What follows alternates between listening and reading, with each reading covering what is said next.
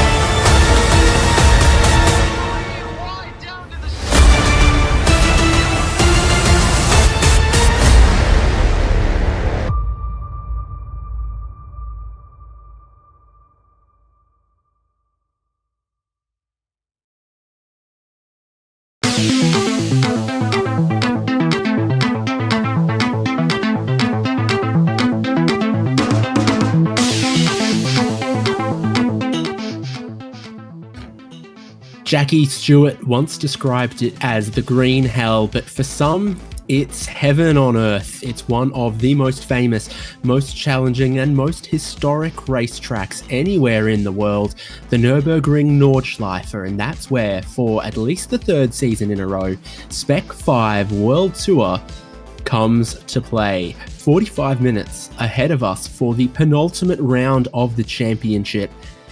The weather is about what you would expect, but it's the stats underneath. A track length of 20 kilometers, almost 13 miles, 154 corners of racetrack officially, and that's what makes this place a challenge lap after lap. You have never done enough laps, never done enough learning to be completely confident and completely comfortable around this famous racetrack. We're going to bring you all of it here on HJBC. David Haynes with Devin Peters, Michael Derby in the production. Devin, they are qualifying right now. We're looking at Michael. It's very committed through the opening part of the lap. Yeah, he's been putting in a quick one here, actually, as he's coming out through. Oh man, we're going to have a lot of corners to handle here today, Haynes. Up to the Hockenheim. No, not the Hockenheim ring, the Hockeichen, which is subtly different. But then it's very, very quick through the rest of the lap. He's going next. He's going to go down the slope and then up over Swedish Cruise. I got that one, right? Swedish Cruise. Yes, but no. Well, and anyway, this one's really committed, really sketchy. Yeah, it's a beautiful track out here. And even though I don't know the names of all the corners, I know my way around all of them. And these guys are making pretty quick work of them. We're just seeing, I think that was Michael Chase, rather, hit the line, putting in an 8:01.9, which is quick enough for second on the grid. Only 1 second off Camden, which is pretty small on an 8-minute lap. Yes, correct. Top of the leaderboard at the moment is 8 minutes, 0 seconds, 0.9 by Camden Hibbett, who's going to try to improve. Easier said than done, of course, and I think the track temperature has been climbing just slightly as we've gone along as well.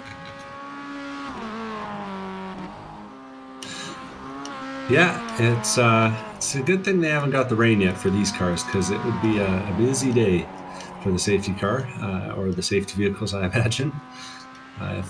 Even if we got this skilled bunch of guys out on the track.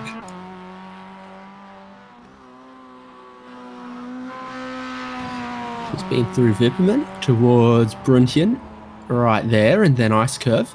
A few places here where you can climb up all over the curbs if you're game, and he is game.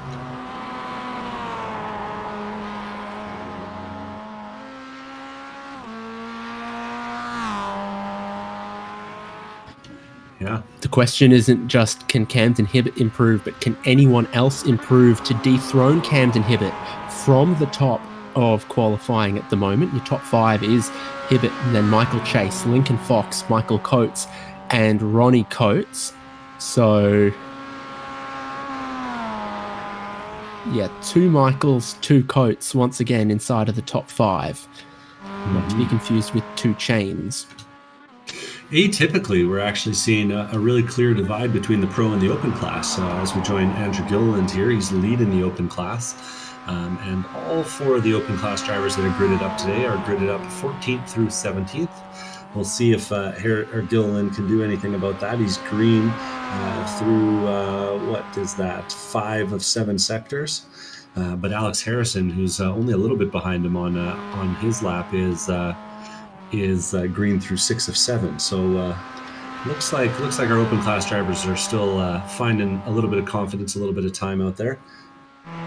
Hopefully there's a couple signs beside the track that list not only how many kilometres you are around the 20 kilometres of the layout, but some of the corner names. That is Kleiner Carousel, the little carousel. And Andrew Gilliland has not been on any of the inside ponies there. He was a little bit wide, not getting that concrete banking exactly as you'd want. And it's very tight through Gulgenkopf here, which is so critical for how much speed you carry onto this incredibly long straight, bringing you back towards the start-finish line. He's got no one to slipstream and no one to draft in this qualifying session, but during the race, you can come from a long way back, pick up an almighty toe and shoot past someone. You can also double up. Well, and as you might recall, we had a pretty special finish. I think 3 wide, 3 deep, and good enough to end us up in the iRacing top 10, if I recall correctly. Yeah, I got to check if I ever got the iRacing credits for submitting that clip and that bit of replay. But it definitely was an amazing finish here, and it's that character to the end of the lap. You go through all these very twisty, mountainous sections around here, and then you have just one almighty long straight, just to give you a little bit of balance and reset the palette. The start-finish line is here, just where Andrew Gilliland is crossing right now, and it looks like he did find just a tiny bit of time, but not as much as he was hoping for. Alex Harrison then crosses the line, and he shoots up quite a few spots there. Yeah, from 15th to 12th, and that puts a couple pro drivers between himself and Andrew Gilliland. So a solid lap there, and 8:10 gets him there. And there should be quite a few drivers with one more lap time left in this qualifying session, one more flying lap to attempt to improve. Sean Hayes, as you can see, he's just been through the twisty S's of the opening part of the lap after Sabina Schmidt's curves. Comes the Hutzenbach, and then you're up to Flugplatz there, where the car is always so light over the crest, you can't see this double right-hander, and you want to throw as much speed as possible through there, already 4 kilometres around the lap, because then it's flat out a long way down this next sweeping section towards Schwedenkreuz and Arenberg. No matter how many times you say it, I won't learn. No, that's fine. That's fine. And I know that, Devon. Don't worry. Yeah, the red and white on the Armco there should let you know that it is a very dangerous piece of the racetrack there. I think there's tyres now. There's only one or two little things that have been changed and reprofiled around the Nordschleife since the iRacing scans. One of them is just here at this left-hander at the top of the crest. Sean Hayes gets over the curb, but there's a taller curb now that you can't climb all over like the drivers are wont to do in this version. And of course there is a bit more Armco, a bit more tyres around some other places, and I think the profile of the crest at Flugplatz is slightly less likely to send Nissan GTRs airborne. An important characteristic that to consider in your race course. Sean Hayes coming out of Naur Frost. Did I do it? And driving Forced. We got there. Driving into, is this Metzgefeld? Yes. Yeah. Anyway, tricky part of the track here. I know this one. Miss, hit, miss. Let's see if he gets it right. It was hit, miss, miss. Oh, all the way into the outside wall. And it ends in a hit, and that's qualifying done for Sean Hayes. 7th is the best that he might be able to do. Quite a lot of drivers behind him still on their run. It means he's not going to get ahead of Ronnie Coates, who we switched to right now, coming through the very similar part of the track, flat out using some of the banking there through that left and right, but then you need to be well positioned, and Ronnie Coates is a little tidier positioned. One of the slower corners on the racetrack right here from the bottom of the hill. Very tight, very slow, looking for a good exit there. Ronnie Coates maybe a little bit away from the apex that he would have wanted. He is the championship leader in Pro at the moment, and he has taken a handful of wins this season, and the races that he hasn't won, he's been so consistent. Coates shows off the experience, you know. He's always there or thereabouts when he's out running. I think the only ones we've seen him have troubles with in Zandvoort and Road Atlanta were incidents not all his own due. But with 1, 2, 3, 4, 5 wins on the season. Oh no, that was his second place last week. He's doing pretty well for himself. Reviewing the points, looks like Ray Lombardi is currently sitting second overall, third currently in the qualifying. Michael Chase, third in the points, second in qualifying. So that'll be an interesting one to keep an eye on. Unfortunately, with the horsepower of a Mazda MX-5, this left-hander up the top of the hill here is pretty easy flat. There are some other cars where it is way more challenging. Ray Lombardi negotiates it with a little bit of real estate to spare, soon approaching Klostertal, and one of the most famous picturesque corners around the layout at the Carousel. Only other ones maybe that could hold a candle to it be Flugplatz. Well, you know, and the Carousel. It's pretty special. Yeah, I think you're right. The Carousel is almost as famous as the Carousel. No, sorry. I caught Flugplatz, not the Carousel. Oh, man. But there's some green sectors to this lap for Ray Lombardi, and while he's 1.07 seconds away from pole, he's only 700ths away from improving on Michael Chase. Eugenio Pollicci just completed a lap that sent him ahead of Sean Hayes. There was a purple sector in there for Eugenio Pollicci, but it was rather tentative in the opening part of the lap, so he moves up a couple of spots and his qualifying is done.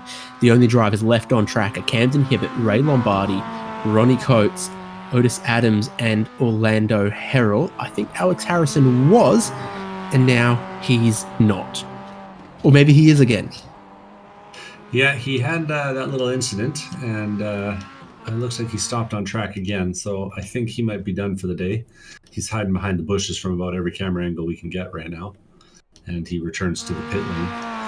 One car that's putting in a couple quick sectors, though, Ronnie Coates has 2 purple sectors on the lap.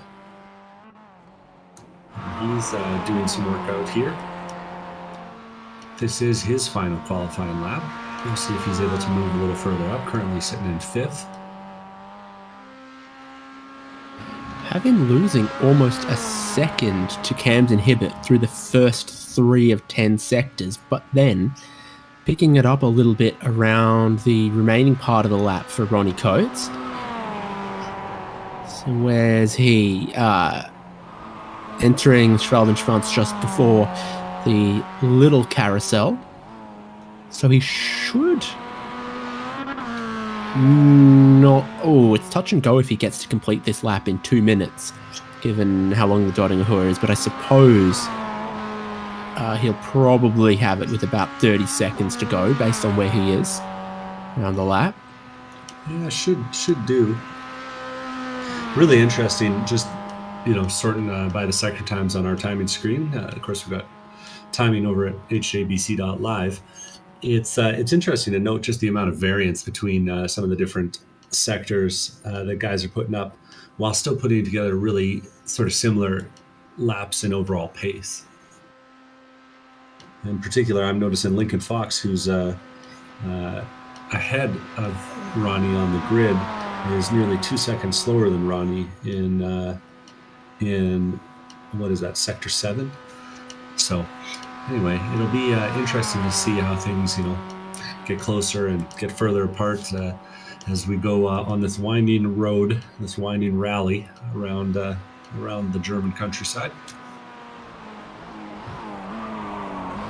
It's amazing. Oh, Ronnie Coates gets basically the final braking zone of the lap, a little sideways, and I think he might know he's not completely up at this point. Woo! He almost got there. He falls 4/10 short of an improvement. I think that's why he went so gung-ho in the final sector and didn't find any improvement. Otis Adams, I'm pretty sure, is just taking in all of the practice and the free track time available. He might get there. He's got 40 seconds. I've got him as having already done 4 flying laps, though. It's despite the time, it's still just the 4 laps in the session as per normal for the Spec-5 World Tour. We'll see.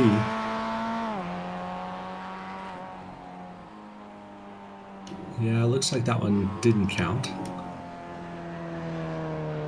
So he'll be stuck in 9th place with an 8:04.6. And I think that's it for drivers out on the track. I think it would be, because a couple of seconds is going to bring qualifying to an end and get us ready for the 45-minute race of the Spec-5 World Tour, round 12 at the Nordschleife. 1 round after this, and it's at Le Mans. The front row is going to be Camden Hibbert and Ray Lombardi, Michael Chase and Lincoln Fox, row number 2. Run the stats while I'm doing this, Devon. Is this Lincoln's first race in Spec-5 World Tour? Well, Ronnie Coates, we know from stats, done very well for himself this season, and championship leader there in 5th. Got Michael Coates in 6th, then Eugenio Pollicci, the another European driver there in 7th from Sean Hayes, Otis Adams and Mitchell Peake 9th and 10th.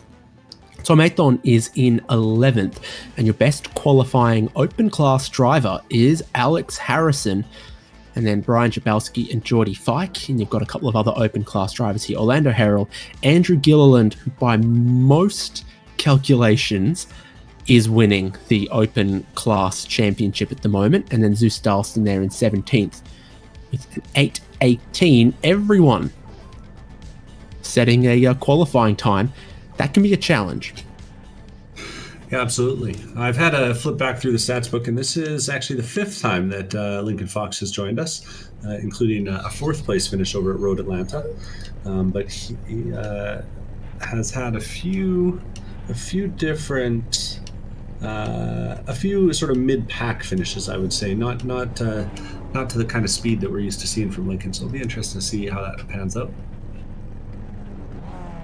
The attention to detail of iRacing scanning a wooden pallet that's being used there as a step into the motorhome at the Touristenfahrten pits, where the drivers are all lined up right now to get their truncated formation lap underway behind the Porsche safety car. And it is just... Seeing thoughts and prayers in the driver's chat. Yes, indeed. So the drivers all thinking of how safe they're going to be through the first few corners, I think. Knock on wood. So it looks like 17 MX-5s for the Spec-5 World Tour at the Green Hell. Still a required pit stop somewhere in this, and the driver's got a little bit more fuel to open up the pit window, because you only come around past the pit lane once every 8 minutes. You need a little bit more strategy, so they're all starting with a little bit more fuel than normal. Once again, that front row, Camden Hibbett of the USA, Ray Lombardi of the Netherlands, our front row ready to get racing. Pace car is in. Camden Hibbett keeping them all slow till the final corner. They make the right turn to stay on the Nordschleife. The green flag waves, and two wide, side by side, they head down towards turn 1 on cold tyres. The recently named Sabina Schmitz curve after the Queen of the Ring. And Camden Hibbett will go round the outside there, keep the race lead from Ray Lombardi, from Michael Chase in third. It's clean through the pack so far. A little bit of action deeper on, though. And they're filing all the way down to single file. Orlando Harrell's been overtaken at the very back. Zustolson making an early move and looking racy. So the moves early is Andrew Gilliland picking up 2, Orlando Harrell dropping 2 in the open class, and through the mid and the tail of the field, a couple of positions changing hands, but in your top 7, no change whatsoever from the grid order. But once we get through the twisty Hudson-Buck section and out here towards the Flugplatz, the high-speed slipstreaming of these Mazda MX-5s comes into play, and you really can gain a lot of time from towing behind someone, especially uphill here towards the Flugplatz. Cold tyres still trying to make our way through, a little bit of side-by-side through the back of the field, has to sort itself out to single file once again, and then we're high speed towards Schwedenkreuz.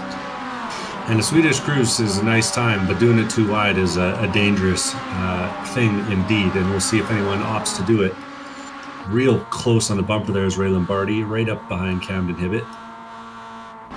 So off a good start, Camden Hibbett was almost 6 or 7 tenths clear, but then the slipstream did what it does in these cars, brought Ray Lombardi right back to his rear bumper, brought Michael Chase there as well. It's Lincoln Fox in 4th, not off to quite the lightning start, but still within touching distance of the leaders, being monstered by Ronnie Coates, Michael Coates, and even Eugenio Pollicci there.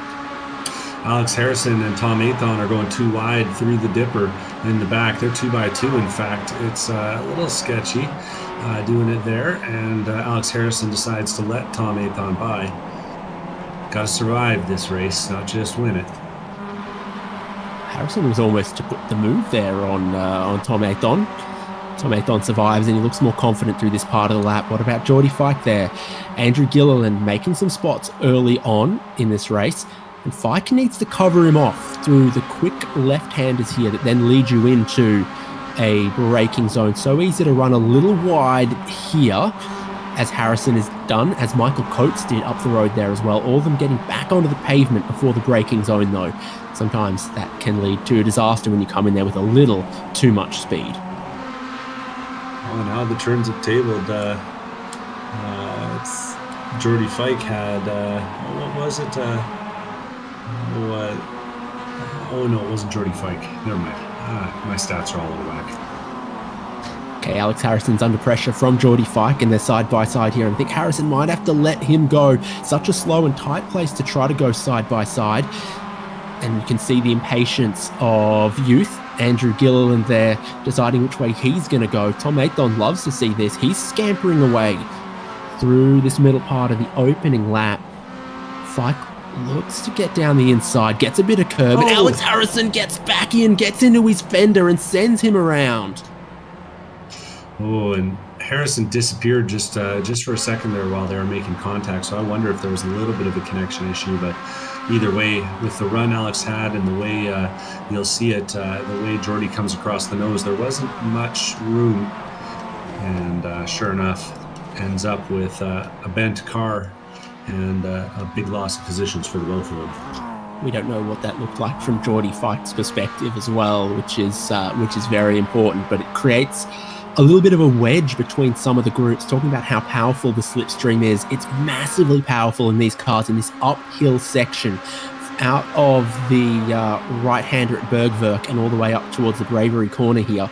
It's not only flat out, it's narrow, it's got some kinks in it, and it is uphill, and the uphill effect in these low horsepower cars really exacerbates the power of the slipstream. It sees Ray Lombardi and Michael Chase climbing all over Camden Hibbett, and it sees Lincoln Fox, Ronnie Coates, and Michael Coates able to close in as well. You're looking at your top 6 on the opening lap.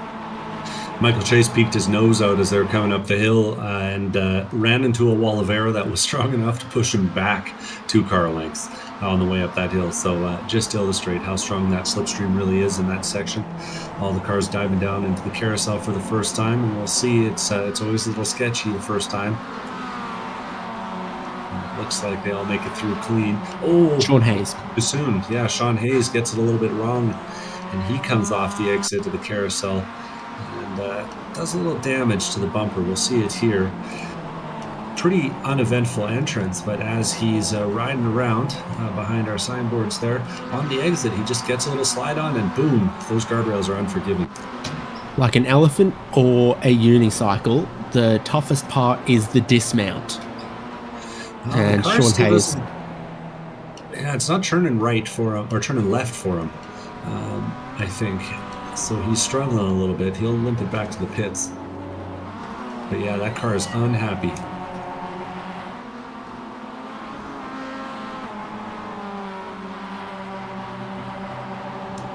Carrying on, we're back at the front. We got Ray Lombardi running along with a whole gang of them. It looks like about 6 cars still left in the front pack. Michael Coates taking up the rear with Eugenio Polici a few, maybe 2 seconds back.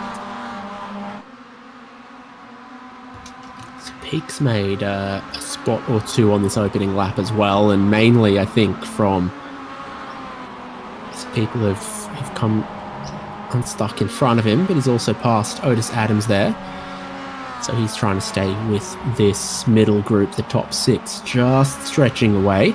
Andrew Gilliland leads open class, and he's got a okay, I didn't know he was off the road when I started talking about him, so he's got his hands full. He's got Jabalski and Orlando Harrell very, very close with him. Zeus Dalston there as well. That was one of those advanced lines, you know. Oh, and Zeus Dalston making a sweet move up the inside. Takes 2 and 1. Brian Shabalski letting him by. And Gilliland's made another mistake. And that's Zeus Dalston going from 4 spots back to the lead of open class in just a few corners. Super wide through a couple of those corners there for Andrew Gilliland. Not comfortable in the final sectors of the lap. Zeus Dalston goes ahead, but we're about to see the dotting Ahua.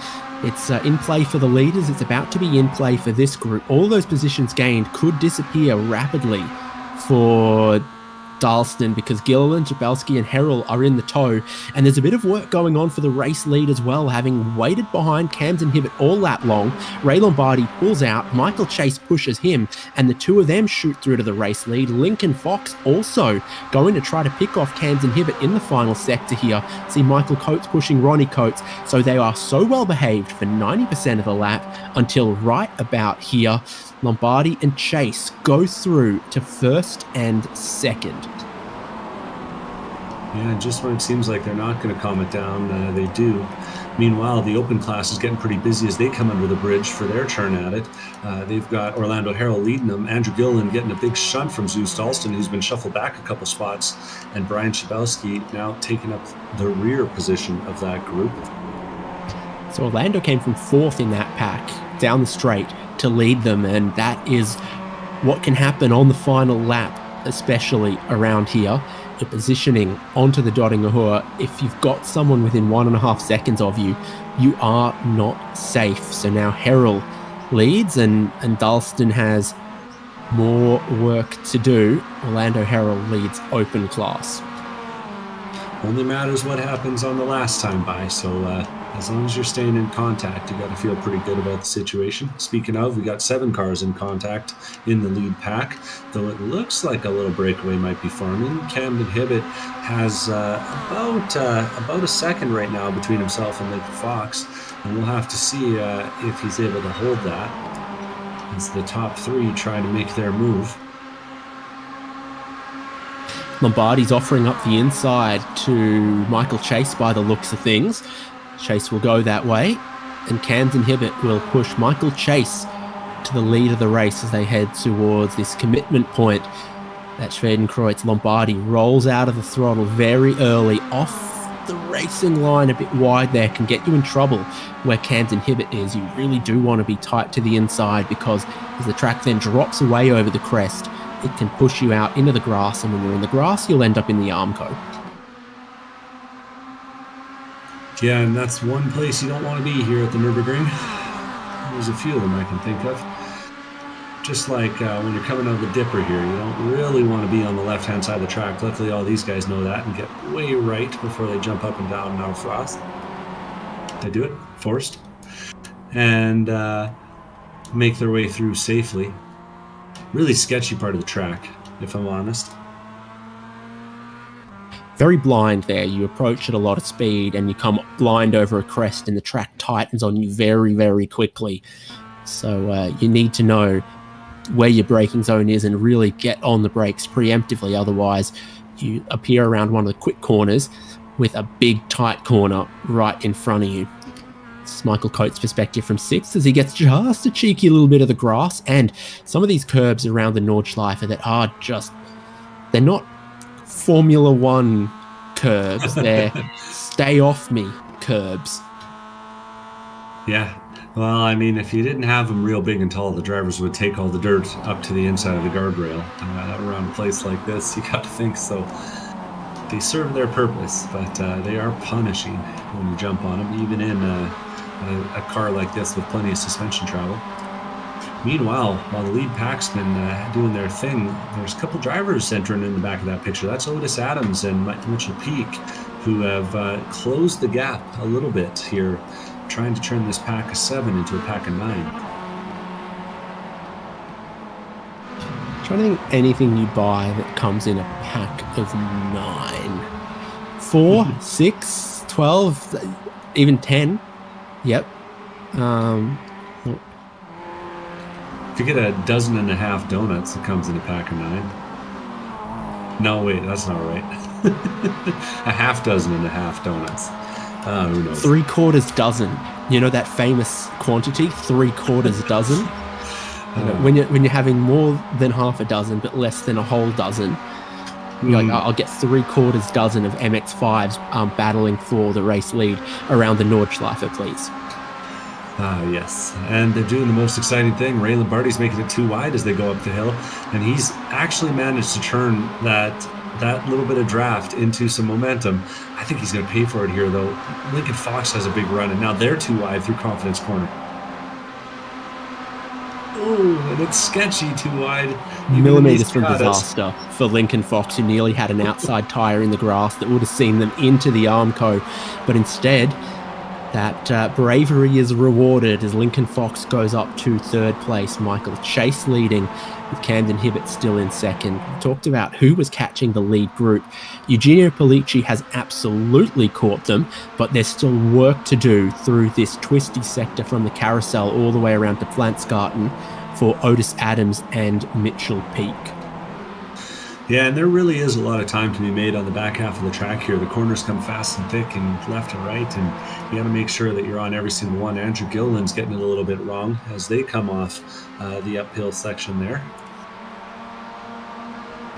Alex Harrison and Geordie Fike there as well, so fun for all at the Nordschleife. Herrell a little tentative, exiting out of the carousel. Geordie Fike leads Alex Harrison into the carousel. But there is, even in these cars, even in this racing, almost no chance of passing from the top of the hill here at Hohe Acht all the way through the corners like Brunchen, Wipperman, Ice Curve into the Plantsgarten. It is just so rally stage, single file, constant twists, off camber, blind crests, all the way through this sector where Orlando Herrell leads them at the moment.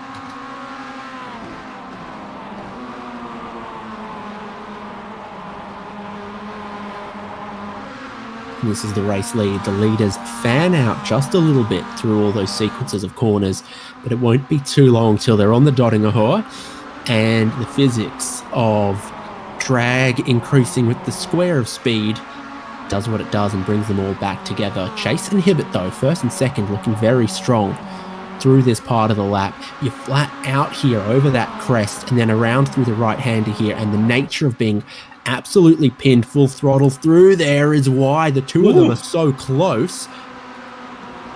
They just avoided a slowdown. You can get a slowdown out there as well, and first and second both had one. That would have been very, very spicy for the lead of the race. Michael Chase runs a little wide to the left-hander there at Schwalbenschwanz. Again, it brings them all close together before they hit the long straight. That corner, Schwalbenschwanz, is the one where you... it's my favorite place to die.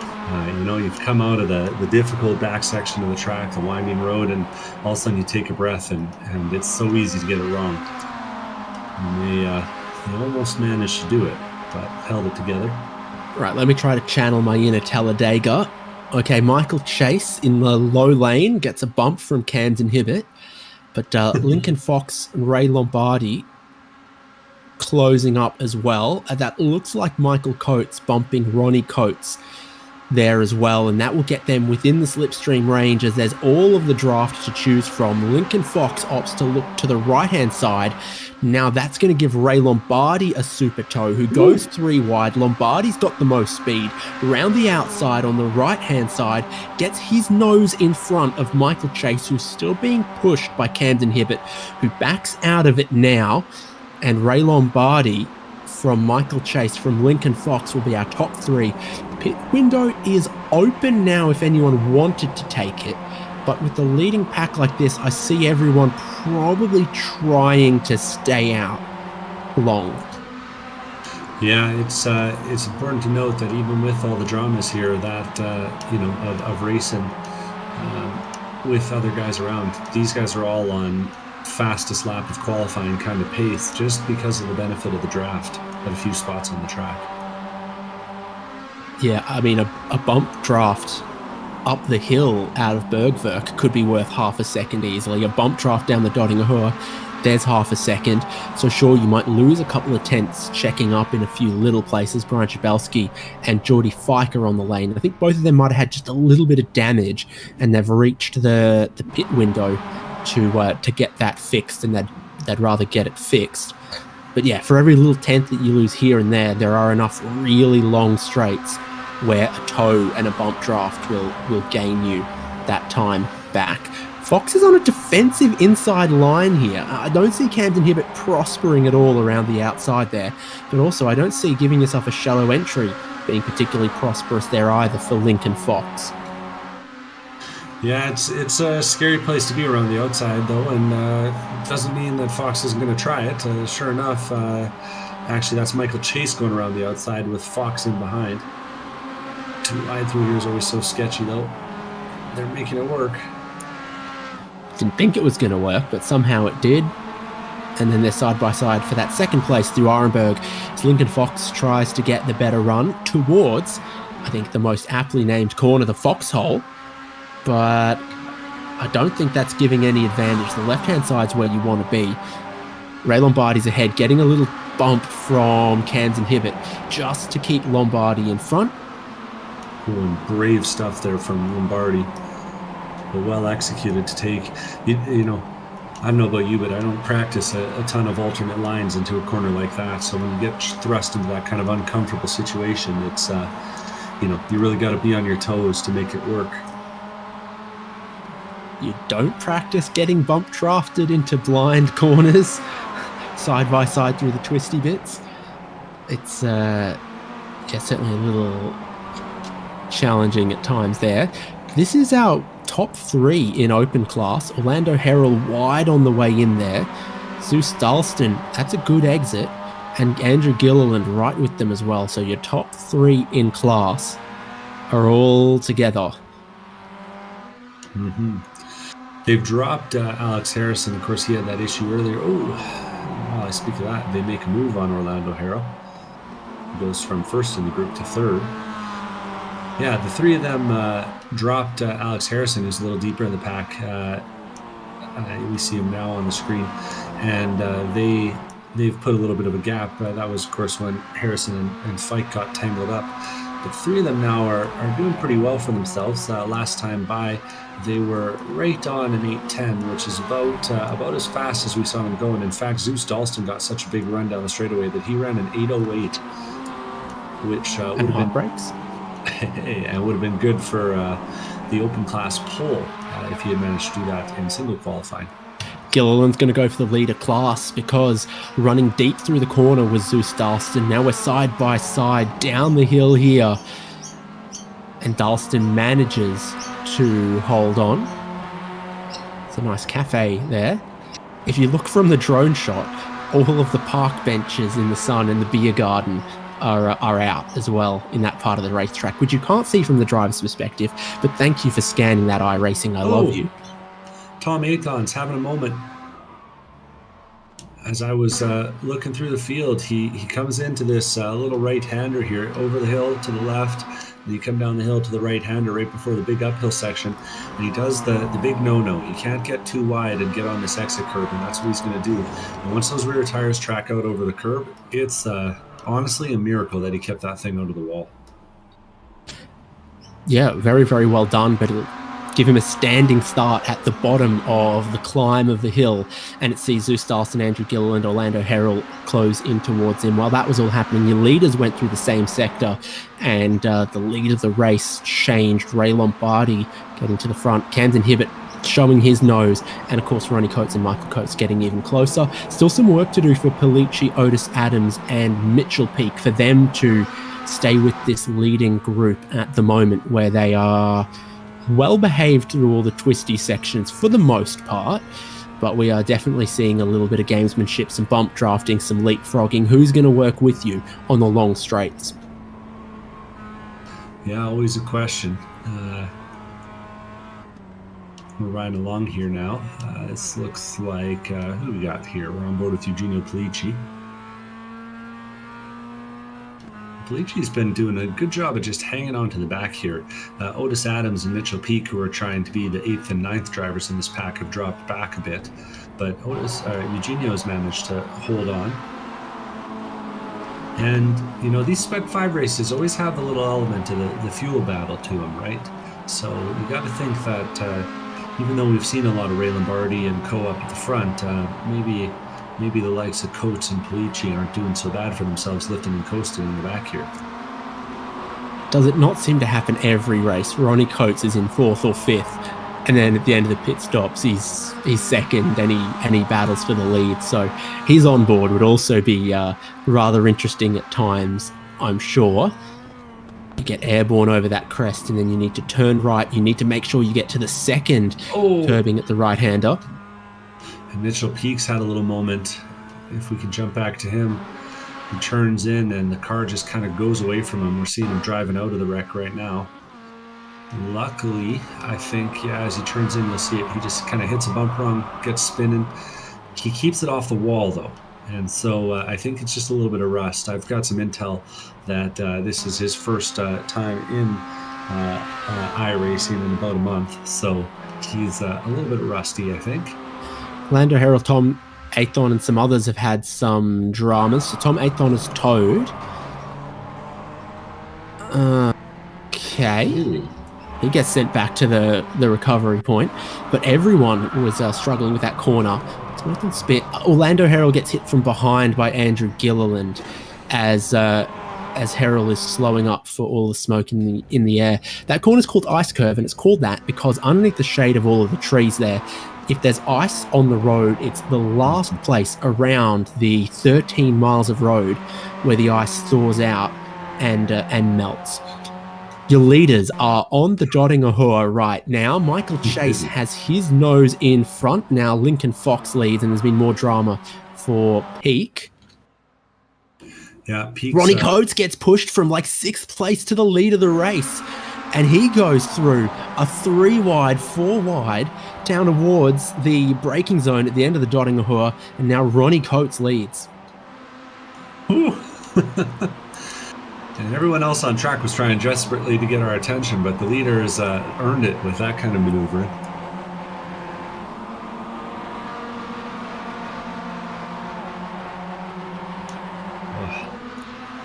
I have a feeling that if these guys keep it up, we're going to get another one of those spicy finishes, David. Yeah, so is that Ronnie Coates with the fastest lap of the race just there to go from, again, where he was 5th and 6th to leading the race? Massive run down the Dottinghua, a 7:59.0. You're talking about how that's quicker than qualifying. Yeah, that was a speedy lap from Coates there, but shows the experience, and I wonder, that feels to me like a sign. We're almost 25 minutes into this race, and I got to think that it might be about time for a pit stop. And if I were a guy who was going to pit, I would get to the front one more time before we head in. Seen a couple cars in the lane now. Most of the open class by the looks of things. Zeus Dalston, Andrew Gillen, Alex Harrison, and Orlando Harrell. And Alex Harrison had a bit of an incident on the way, and he kind of slid into the outside wall.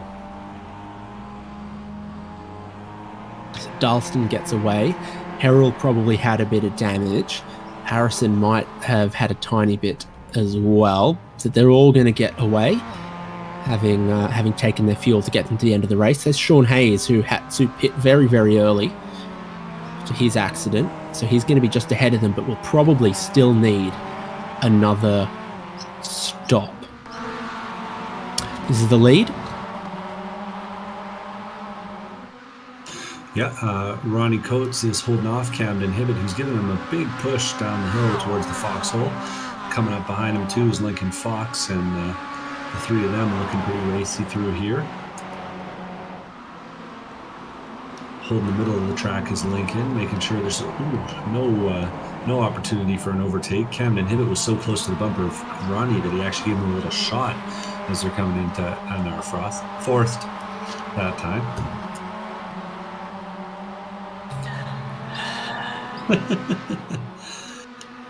That's not my fault they spelled it wrong. Anyway. Okay.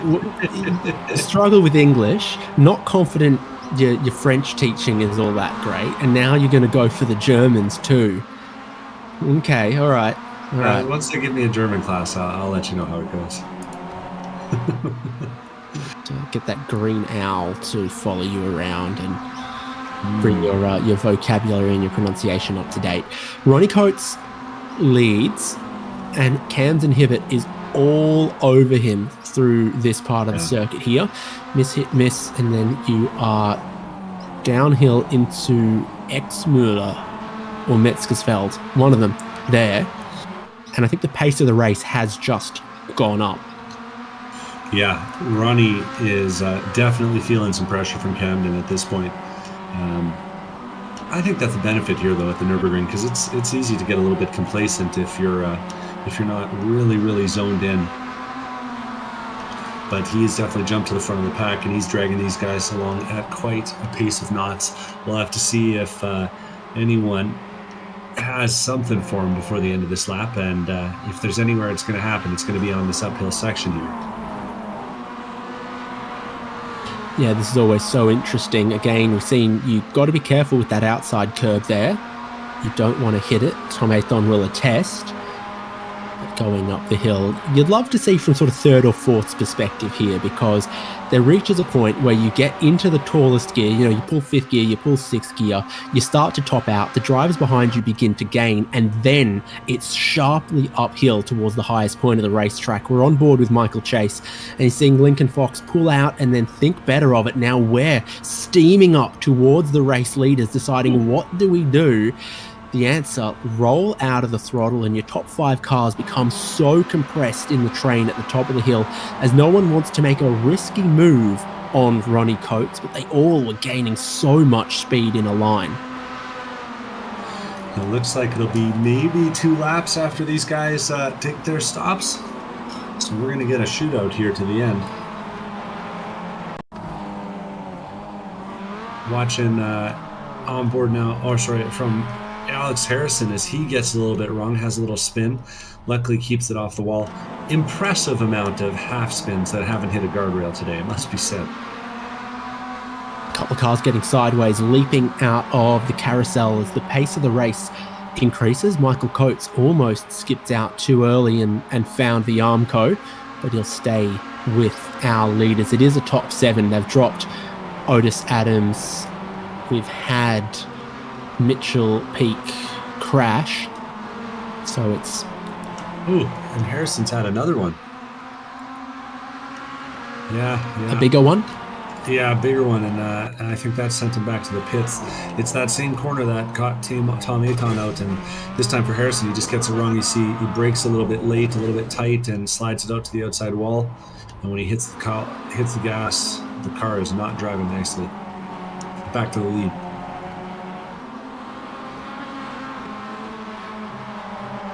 Looks like Ray has been shuffled all the way back to 6th. We got Michael Coates and Michael Chase on screen battling.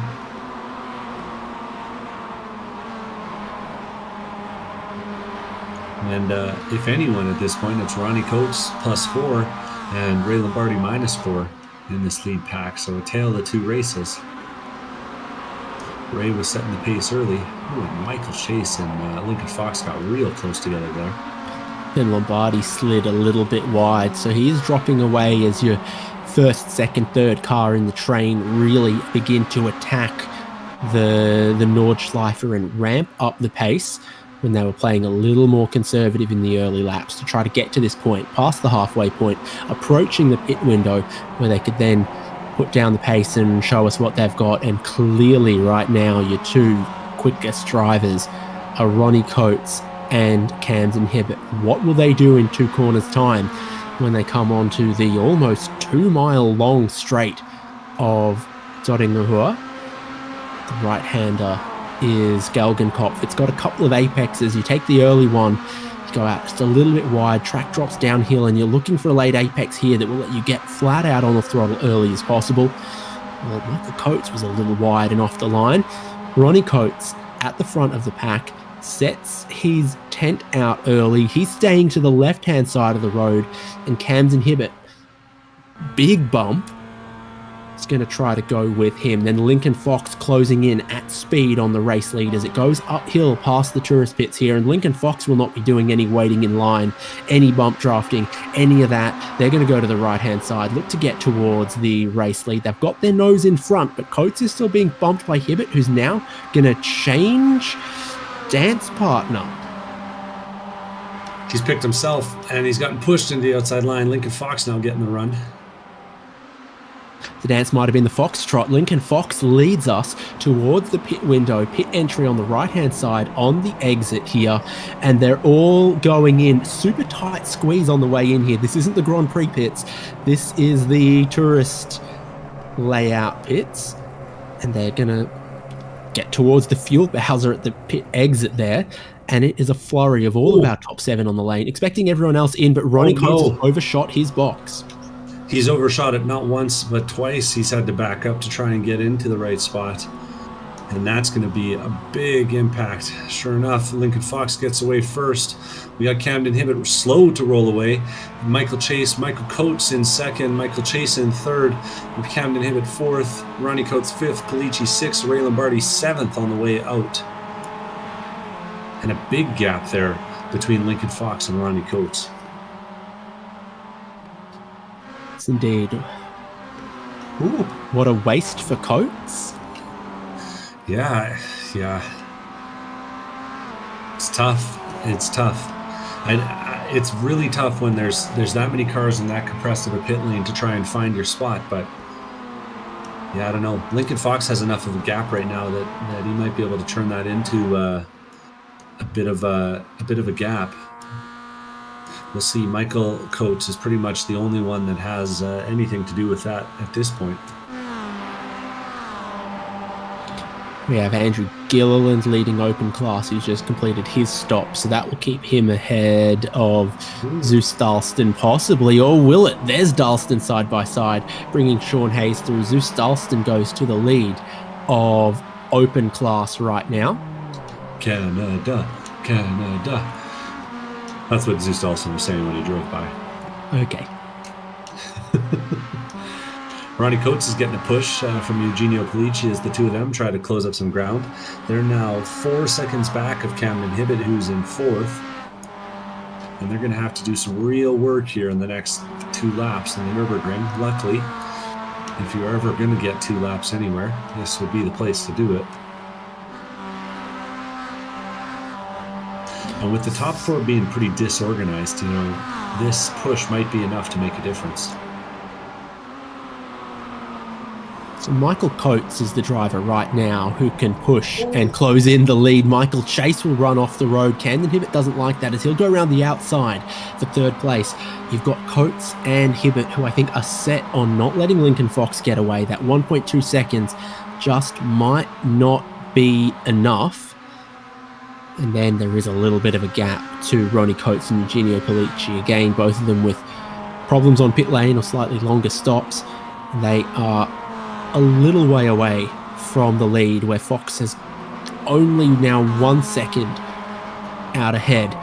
We're going to see just the naked pace that Ronnie Coates has got, because it's 3 seconds to the next car, and if they're going to close it, it's all going to be on Ronnie going balls to the wall around the 150 something corners that make up this lap.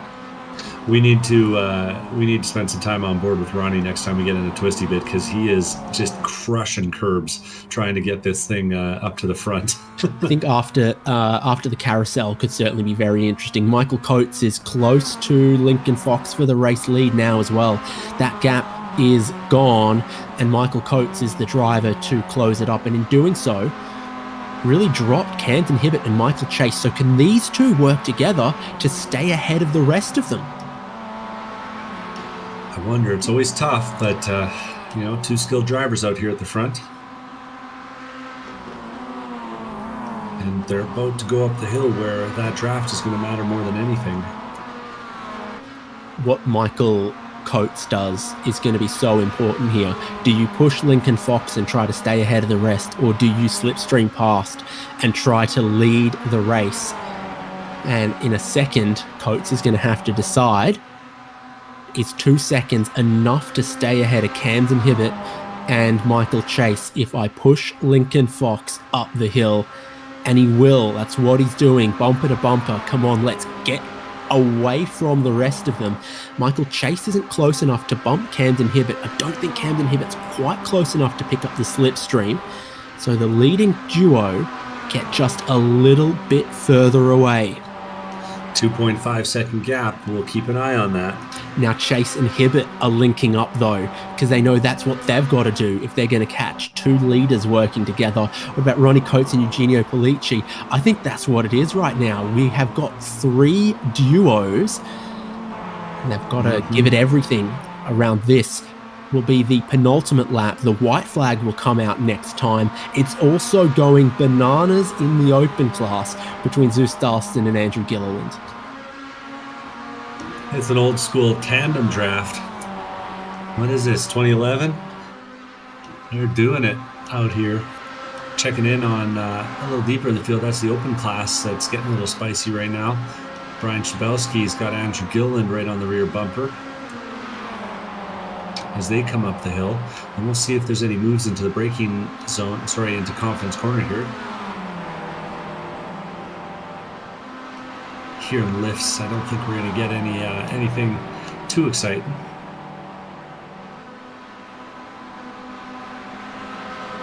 Dalston well placed to be able to cover this off for the moment as well. And then there is almost no passing for the next couple of miles.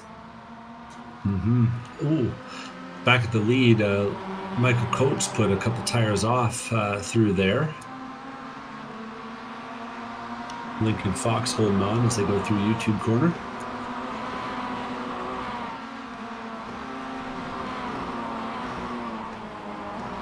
And then there's Ray Lombardi in 7th, trying to put in work. Yeah, kind of in a bit of a no man's land. It's going to be tough. He's going to have to do some work to get on Eugenio Polici's bumper.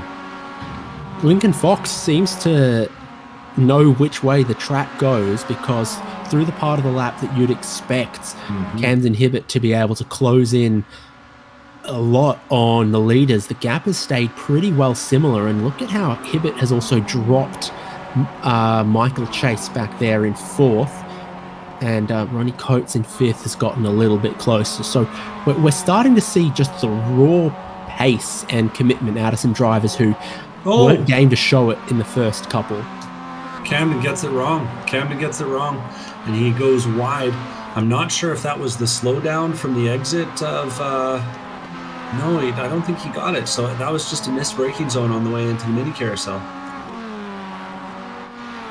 And it's good news for the leaders, and it's good news for Ronnie Coates as well, because for the penultimate time down the Dottingahua, Michael Coates is pushing Lincoln Fox, and they are now 3.8 seconds ahead of 3rd place. The work of the drivers behind to try to catch the leaders is becoming a harder and harder task with that mistake from Camden Hibbett. Just got to keep yourself locked in. One more lap to go for Lincoln and Michael. And we might get a 4-way battle for the last step of the podium at this rate. It's easy to be friends right now. It'll be tougher to be friends in a lap's time. That's what we might have to wait and see. And now Camden Hibbett will get back to 3rd with a big slipstream on Camden Hibbett. Ronnie Coates not too far behind them as well. The white flag is waving for 13 more miles of racing on the Nürburgring Nordschleife for the Spec-5 World Tour. And Lincoln Fox leads us through turn 1, Sabina Schmidt's curve, the 1st and 2nd place, and now 4 seconds away from the rest of the cars beginning to form up. And Zeus Dalston's trying to break the toe in the open class lead down the Dottingahua. Going one side, they get in line, going back to the other side. It's weave, weave, weave for Dalston, who might just be able to hold on. Yeah, he's so far managed to avoid letting anyone get near him, but it's really at the bridge where you start to get worried about that momentum coming behind you. And there's a freight train coming. That's Brian Chapelski. He's looking up the inside, and it looks like he's not going to go for it this time. But if I was leading, I'd know that the guys behind have the timing down now. There's going to be no freebies next lap.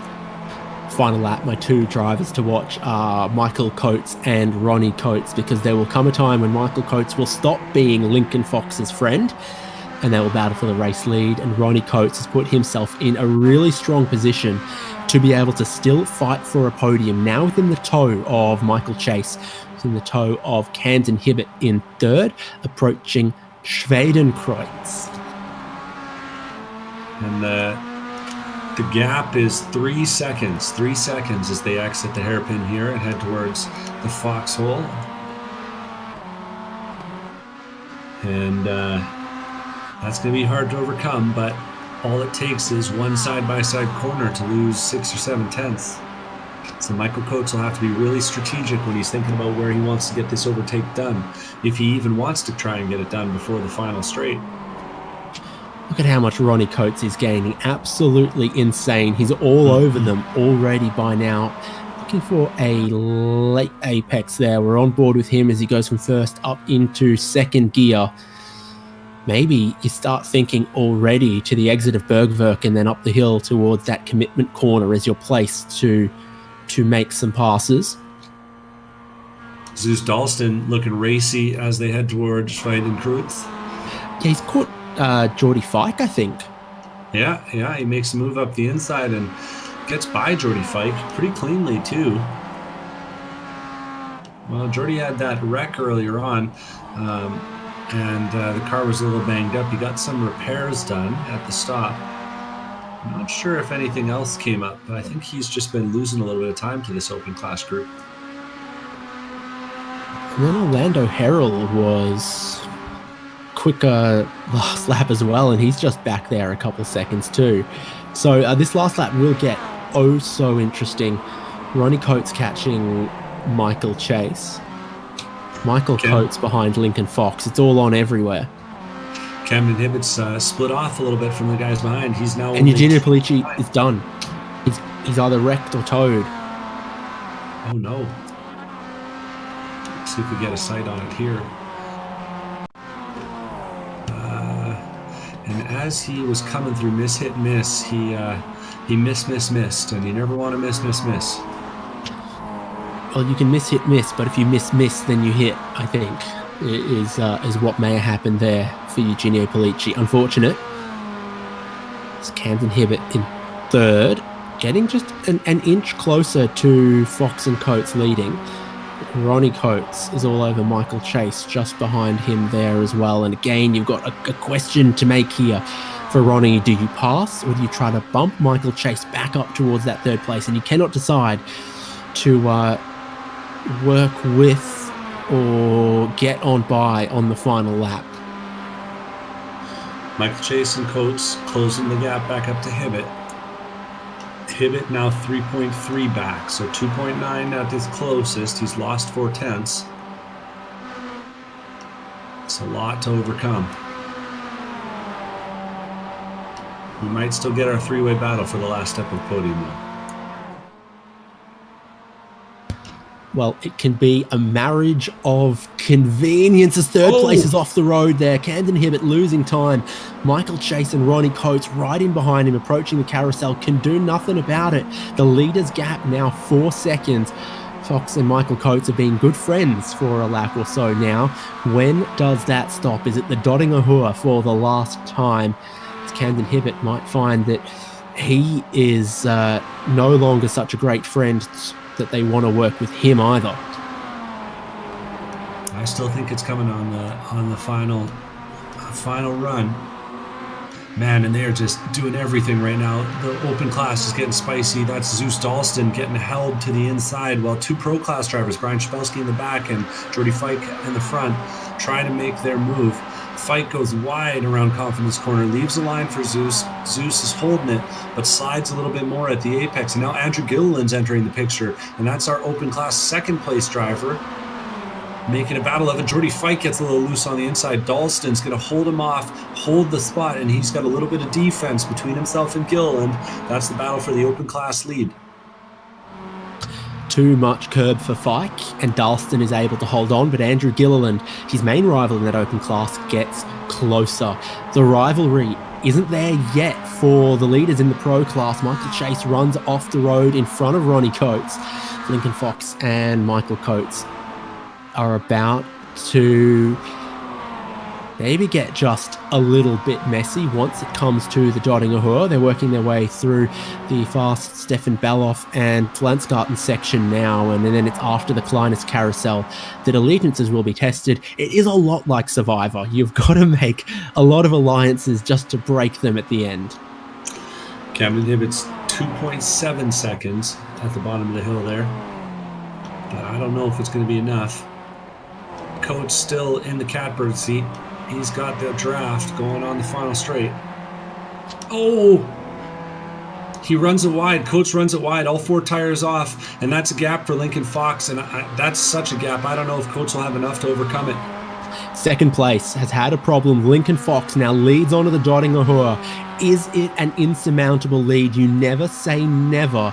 But Michael Coates is about 1.3 seconds back, and he's going to have to pray that he can just get a fingertip of slipstream down the straight. Lincoln Fox is going to give nothing away for free. Look at that, to the right, to the left, but it's coming down 1.2 seconds, 1.1 seconds. They're side by side for the third place there, as well as Ronnie Coates gets ahead, but Camden Hibbett goes right back for seconds, looking to do the switchback, the double slingshot. Can Fox keep just far enough away from Michael Coates to bring home a win? They're approaching the bridge, and Fox is still 0.7 of a second ahead.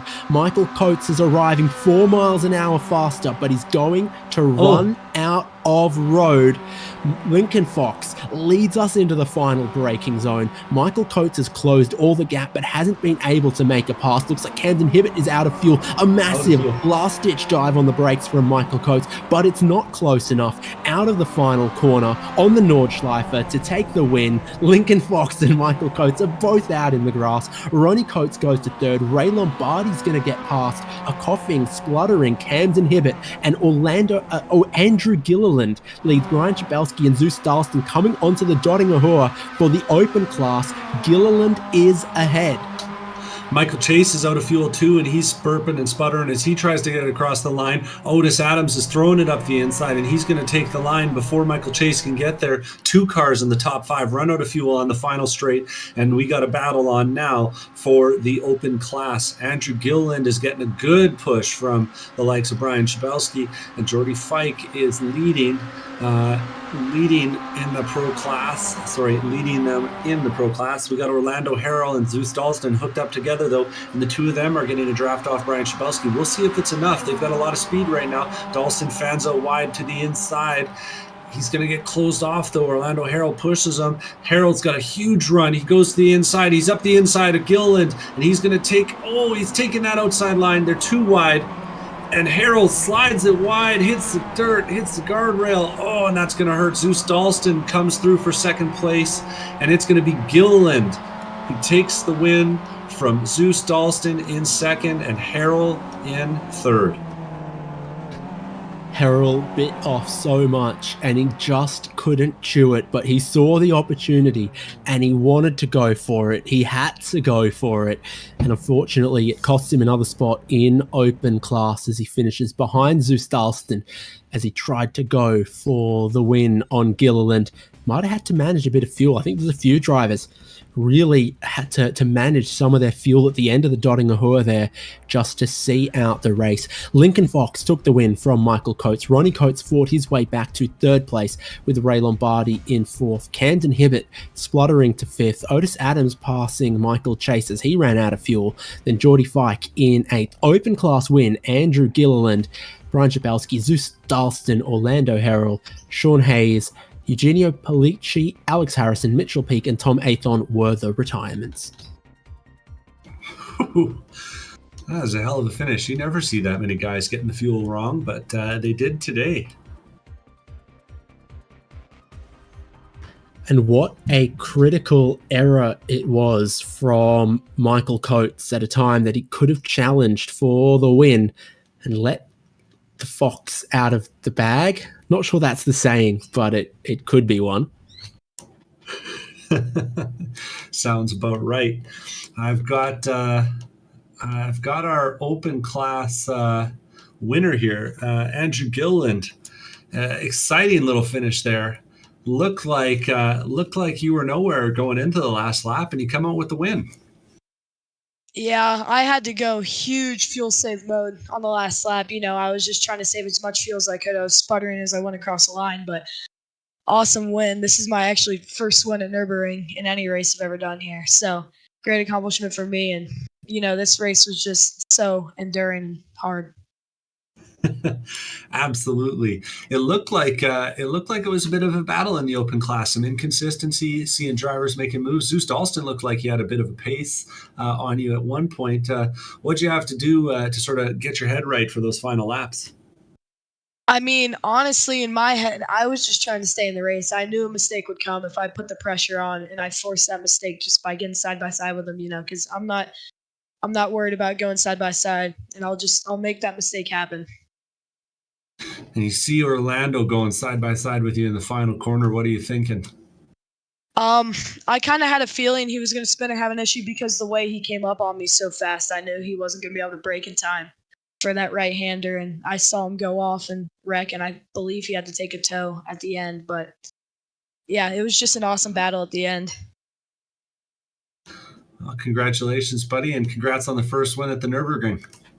Thank you. Anyone you need to thank for the race today? I'd like to thank Aussie Sales Porsche Parts for sponsoring the car, and then I'd also like to thank Camden Hibbett and Nathan J. Bird for all the help throughout the season, coaching me and really helping me get my pace down. And yeah, I'd like to thank HJBC and Spec-5 for putting the show on the road. Cheers. Yep.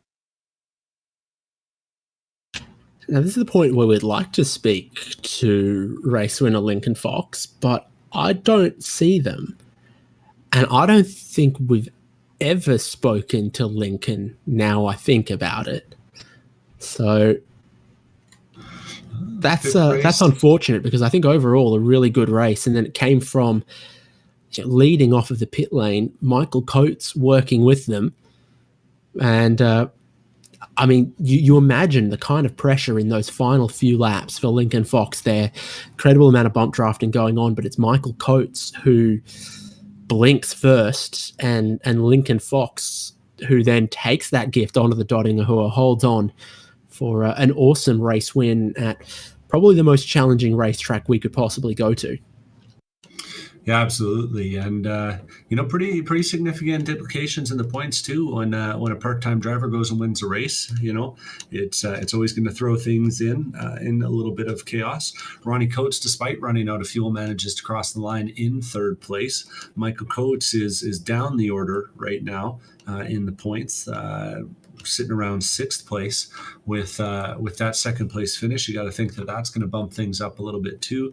And Ray Lombardi a little bit behind Ronnie Coates, and that gap's only going to get wider despite the fuel issues for Ronnie. Ray finishes fourth and loses points in the championship. So with only a couple rounds left to go, or one round left to go after this, you got to think that it's going to be a hard sell for anyone to catch the likes of Ronnie with his 100-point lead at this point in the season. Awesome race, and with such a challenging circuit in the way they raced each other, great to see the proportion of cars finish the race that we did have. And it's 1 week's time to the season finale, 90 minutes of racing at historic No Mulsanne Chicanes Le Mans. It will be insane. Make sure you catch our coverage of that next week. From the Nordschleife, though, the race win in open class goes to Andrew Gilliland, while the quick Lincoln Fox jumps over the Michael Coates for the race win. We'll see you in a week's time. Make sure to subscribe wherever you're watching, because we look forward to bringing you more Spec-5 World Tour, and also the Champ Car Watkins Glen 5 hour this Saturday, also on our channels. We'll see you there.